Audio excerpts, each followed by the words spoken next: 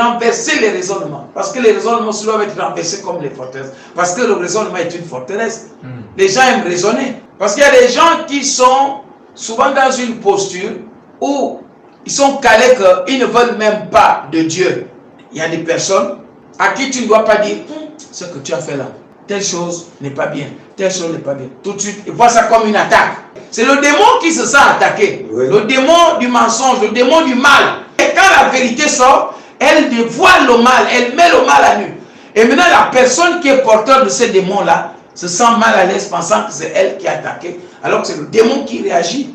Mais les forteresses dont la Bible parle de renverser, c'est quoi? C'est qu'il y a des gens qui sont inconseillables, irréprochables. Si tu essayes de porter une idée contraire à la sienne, c'est fini. Soit il te dit tu es mauvais, soit il trouve une raison.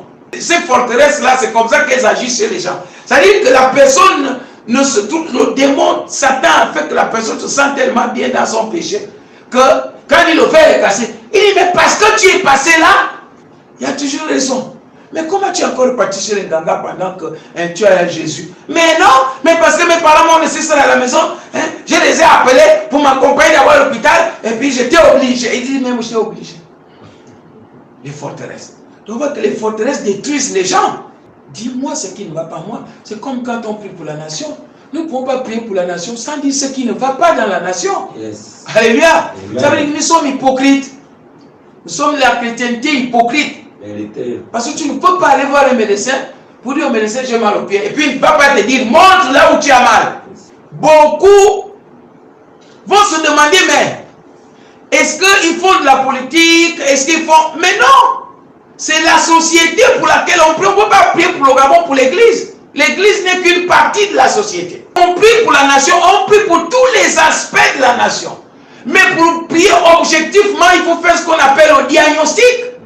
Ah, maintenant, après l'examen, on te donne ce qui convient à ce qui est diagnostiqué. Alléluia. Amen. Donc, la prière pour la nation, c'est une cure. Parce que quand le pays ne va pas bien, c'est nous tous qui sommes mal. Donc, renverser les raisonnements. Parce que les raisonnements, c'est ce qui fait que l'homme entretienne les forteresses établies. Tu vois, pendant qu'on consacre une femme, tu ne vas jamais aller en mariage.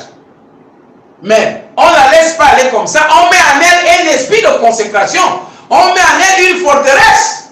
Alléluia. Amen. Qui va faire qu'elle résiste à ce qui est bien. Oui. Qu'elle insulte son mari. Qu'elle le désobéisse à son mari. Quand son mari parle, il prend toujours son mari. Elle dénigre toujours son mari. C'est-à-dire que jamais elle va l'élever. Elle va vivre dans un foyer comme si le mari et son concurrent seront toujours en concurrence. Il y a un problème de société de fond que nous sommes en train de vivre. Il n'y a pas que la politique, il n'y a pas que l'économie, mais la société est malade.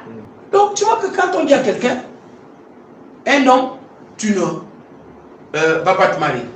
Mais tu vas voir qu'à chaque fois, même si la femme l'est bien comment, elle ne peut pas rester. Quand on consacre quelqu'un à l'ivrognerie, quand il est lucide, il est intelligent, sage et tout, mais dès qu'il prend seulement un verre, c'est fini. Il commence à insulter les gens. Qui prend l'argent, il ne peut pas se diriger à la maison pour voir ce qu'il y a comme besoin. Non, il court au bar, au bistrot. Ce sont des forteresses. Yes.